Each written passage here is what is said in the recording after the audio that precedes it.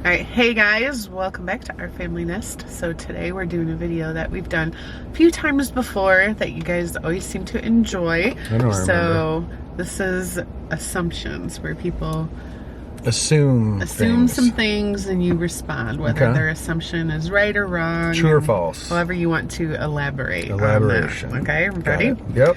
So we'll start it. You get along 99.9% of the time. That's a pretty good assumption. You said no. We do. We get along. You say 99.9? I'd say 99.3% of the time. Why the minus I don't know. 0.7? Think about it. Last time, what did we have? I don't even know what we fought about. What did we fight about? It was a 3-day silencer. We don't like scream anymore. I think the last time I remember you being mean was that one day when we were making the cooking video. If you guys didn't watch, we posted a cooking video last week. Well, we didn't. It ended. You came up, no, because it was funny because you came upstairs and you're like, "Are we gonna cook dinner? I'm hungry," or something like that. And I'm like, "Just a minute," and somehow it turned into this.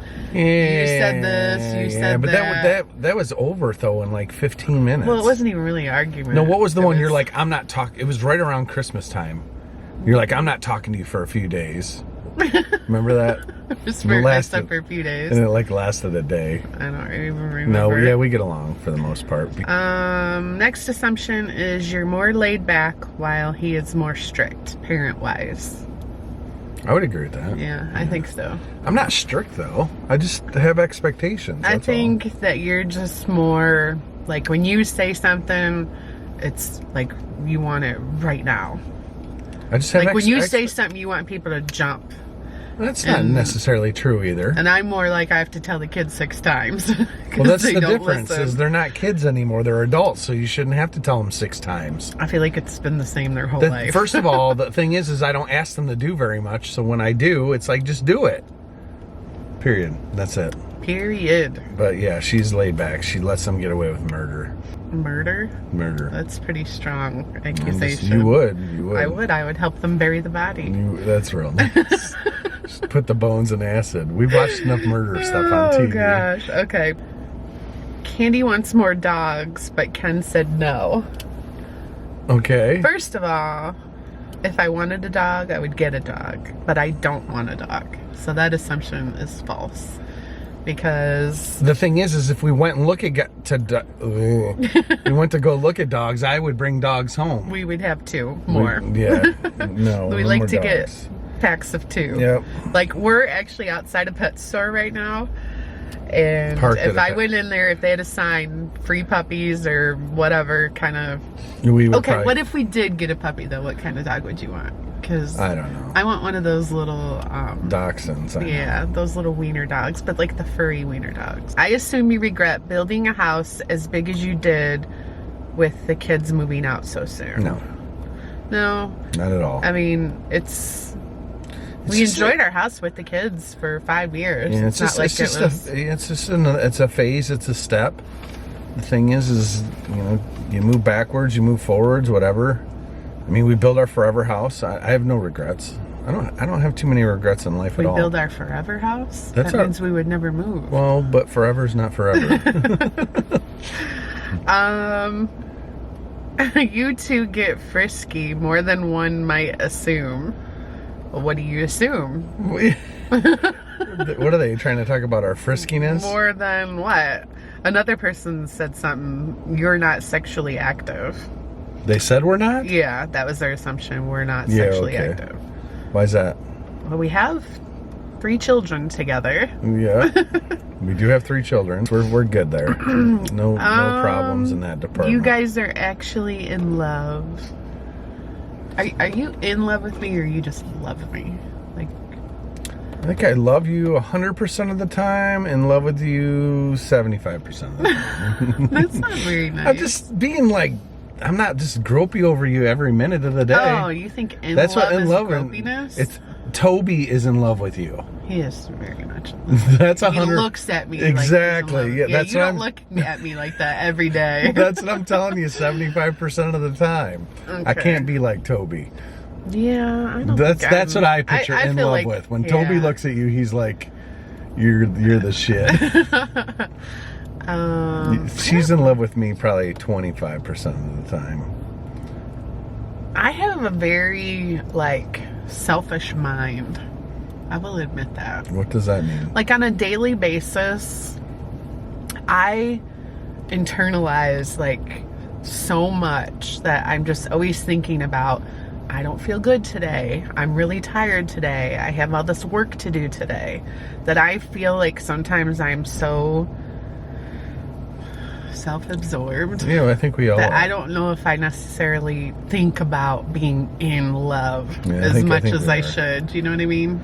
I think we're all the same way. You're just trying to get through the day and do the tasks that you have at hand. So some days you just don't even like think about that, like you're married and with this other person. You're just like going through life and doing what you have to do. But we are one. You know, we'll do. Yeah. We'll follow each other wherever we go. We're not the type of couple that like you just get up and like go do your thing. Yeah. Like we're very much communicate. What do you got going on today? What are we doing? What's the plan? You know, stuff like that. Your sex life is incredible, hence your new business venture. It's kind of awkward. Yeah. I don't think our sex life has anything to do with why we started the business. We started the business because we wanted to What they're trying to say is we're crazy, crazy sex people. Yeah, I don't think so. We're not swinging off chandeliers and we're not swinging. If that's what you mean. All right, now it's getting awkward. No, it's on a tangent. All right, I assume you both do romantic things for each other. Probably not as much as we used to. I think it's romantic. Well, I mean, we're going on vacation. That'll be romantic. I actually did something romantic. You did? But you don't know about it yet. Don't make any plans for our anniversary. That's in October. I know. I have a surprise. I could be dead by then. Don't say that. So, yes, we do in October. Is the answer to the question. No, I did something in I'm taking October. credit. We got something romantic going on as a couple. You have to do your own I just thing. did something romantic for you for Christmas. What? We're going to go float. That's romantic. That's separately. But we're going there together. Oh. I assume the person wrote very political. I assume you're very political. I'm definitely not political at all. I don't even understand half of what people say. I don't understand half of what I see on the news. It just stresses me out. So I try to not pay attention to that kind of stuff. Here's the point on politics. So there are times when I'm more involved and times when I'm not involved. And at the end of the day with politics, you as an individual have absolutely no control over what is happening in politics. Do I follow it to be educated? Yes. Do I get annoyed with it? Yes. Are both sides nuts? Yes. Are both sides incompetent? Yes. You wish you could have more kids.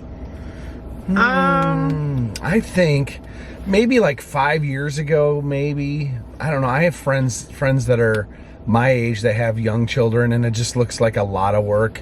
So therefore, I think I'm ready to trade in the card of having my own kids to enjoying grandchildren would be more kind of my speed. I mean, we're not old.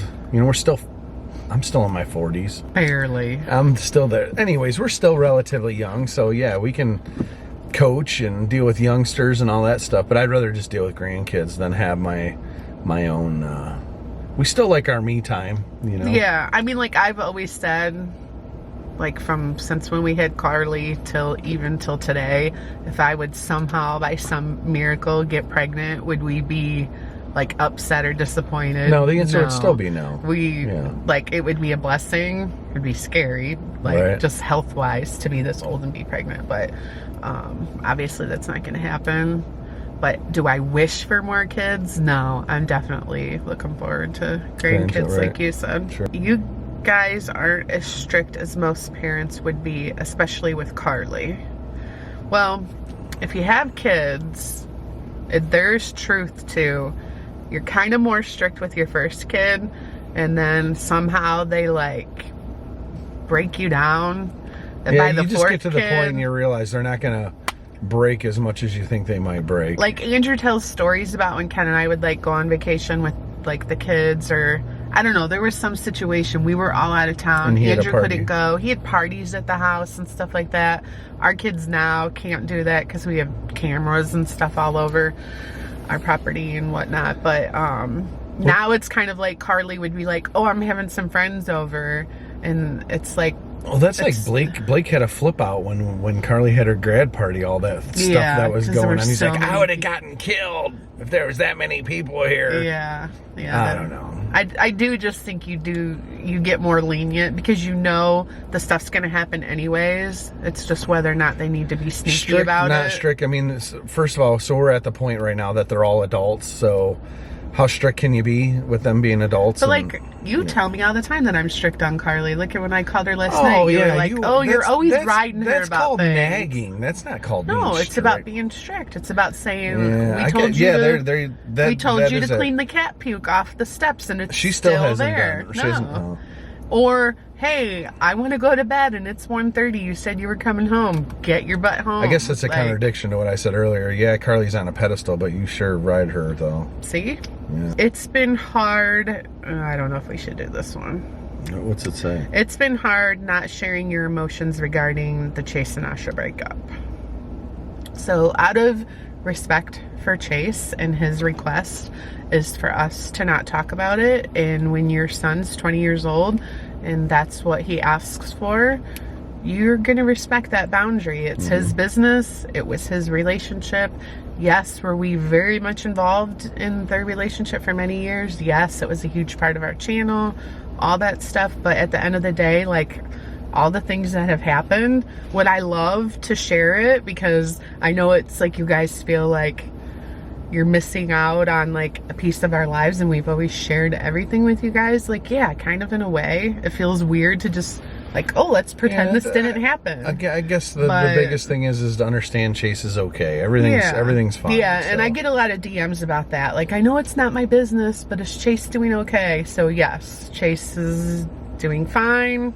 I don't, it's everything's to be expected. Yeah, he's going through everything like you would expect, dating someone for 5.5 years and you break up, but he's gonna be fine. And I appreciate everybody's concern, because I know like a lot of you are concerned, like truly just concerned for Chase, so thank you for that. But all right, we're gonna do one more. You're nervous about your kids' future. I don't think so. I think they're all going through typical phases of 20s, finding themselves. No, I don't think I worry. I don't worry about their future. They're all pretty smart kids.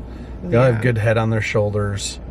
They're finding their way, and whatever that way is, I mean, we'll accept and guide, and like Blake's asking for help with this and that, and they'll be fine. I actually, when I read that question, I thought of it more so as like the whole big picture. I am nervous for our kids' future because of just because of the world? Yeah. Just the state of everything seems so scary. And we talk about this all the time. Is it just because we're older and we pay more attention? Or and the answer, I know how to answer that question, because I talked to my father, who's 79. Yeah. And he'll even tell you that life's never been the way that it is right now. Yeah. So someone that's been in the world almost 80 years, for him to say that, that's what I'm scared about. We are a self-destructive society for that matter. And like just little things like health insurance. What is it going to be like for our kids? Are they even going to be able to afford? Like when we had babies, we didn't even have to pay anything. We had insurance. We went in. We had a baby. It was all paid for. Now it's going to be like, oh, you have a $10,000 deductible, and they have to pay for. How are you ever going to afford that? Or I don't know. That's the like stupid little stuff I worry about. No, I think they'll be fine though. Not them like individually. All right, that's it. Appreciate you listening for 23 minutes. Hopefully you guys enjoyed this video. Thanks for watching. Make sure you're subscribed, and I guess that's it. That's it. Peace out. Bye.